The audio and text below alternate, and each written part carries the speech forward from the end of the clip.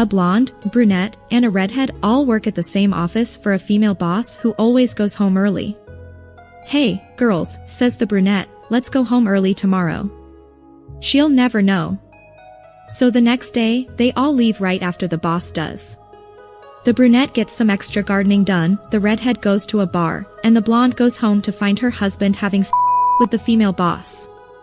She quietly sneaks out of the house and returns at her normal time. "That was fun," says the brunette. "We should do it again sometime." "No way," says the blonde. "I almost got caught." An airline captain was helping a new blonde flight attendant prepare for her first overnight trip.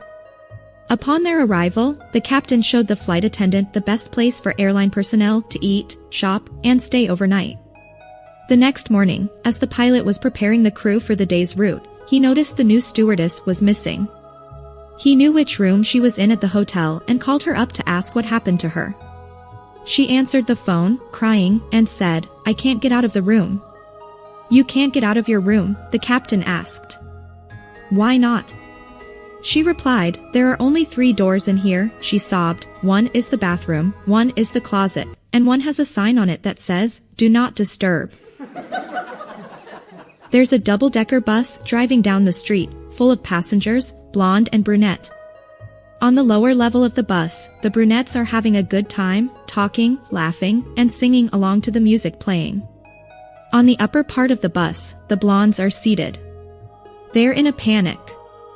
They're screaming, terrified, and holding on to each other as the bus moves along the street. Finally, a brunette gets up and walks to the top of the bus to ask what's wrong, and one of the blondes replies, "What's wrong?" "Well, you'd be screaming too if you didn't have a driver." We put a lot of effort into making you smile, so please subscribe to me for new jokes. Stay happy.